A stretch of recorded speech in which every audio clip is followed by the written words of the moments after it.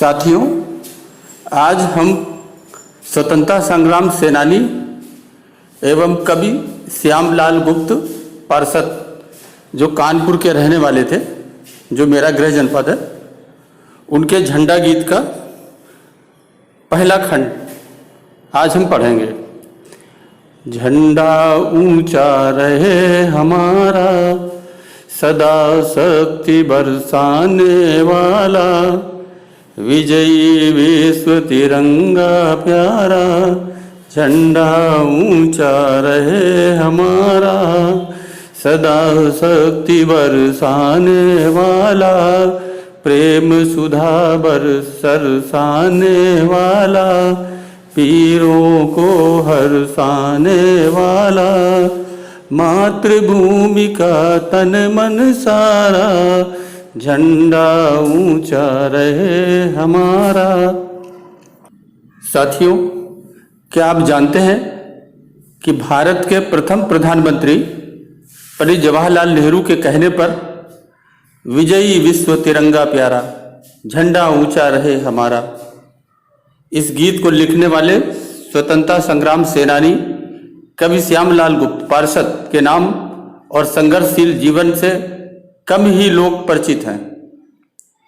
ये गीत पूरा नहीं लिया गया। इसके कुल 7 खंड थे, 7 में से 2 हटा दिए गए थे। इसका कारण था, इसका वो हिस्सा हटा दिया गया जिसमें हिंदू देवताओं का उल्लेख था। साथियों, विजयी विश्व तिरंगा प्यारा, झंडा ऊंचा रहे हमारा, ये जो गीत था, ये सुविख्यात झंडा गीत को सन 1938 के कांग्रेस अधिवेशन में स्वीकार किया गया था। इस गीत की रचना करने वाले, जैसा आप जानते हैं, श्यामलाल गुप्त, जिनको पार्षद उपनाम से भी जानते थे, कानपुर के, उन्होंने, ये कानपुर के पास के एक जगह पड़ती है नरवल, वहाँ के रहने वाले थे। उनका जन्म 16 सितंबर 1893 को वैश्य परिवार में हुआ था। गरीबी में भी उन्होंने उच्च शिक्षा, अच्छी शिक्षा हासिल की थी। उनमें देशभक्ति का अटूट जज्बा था, जिसे वो प्राय अपनी ओजस्वी राष्ट्रीय कविताओं में व्यक्त करते थे। कांग्रेस के सक्रिय कार्यकर्ता थे और सक्रिय कार्यकर्ता रहने के बाद वह 1923 में फतेहपुर के जिला कांग्रेस अध्यक्ष भी रहे। वो सचिव नाम का एक अखबार भी निकालते थे। पार्षद जी ने ये गीत विद्यार्थी जी को भेजा था।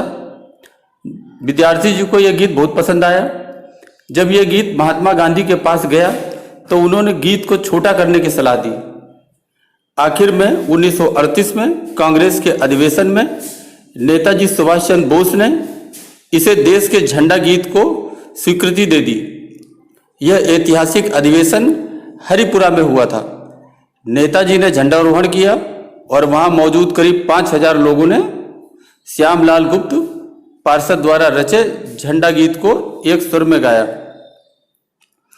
स्वतंत्र भारत ने उन्हें सम्मान दिया और 1952 में लाल किले से उन्होंने अपना प्रसिद्ध झंडा गीत गाया। 1973 में उन्हें पद्मश्री से अलंकृत किया गया। जब पद्मश्री समारोह में इंदिरा गांधी ने उन्हें फटी हुई धोती में देखा तो काफी दुखी हुई। साथियों, पार्षद जी की आर्थिक स्थिति अच्छी नहीं थी। देश आजाद होने के कुछ साल बाद पार्षद जी ने अपने गृह ग्राम नरवल में गणेश सेवा आश्रम खोला। वो कानपुर शहर से रोजाना आश्रम पैदल ही जाते थे। एक दिन रास्ते में उनके पैर में शीशे का टुकड़ा चुभ गया, लेकिन आर्थिक तंगी में वह उसका ठीक से इलाज नहीं करा पाए, गैंग्रीन हो गया। आखिर 10 अगस्त 1977 को वो इस दुनिया से चले गए। डॉक्टर ने 100 वार्ड से बाहर जमीन पर रखवा दिया। घर तक ले जाने के लिए एम्बुलेंस तक नहीं थी, तो एक खड़खड़े यानी ठेले पर उनके शव को घर पहुंचाया गया। बाद में खैर शमशान ले जाने के लिए एम्बुलेंस की व्यवस्था हो गई।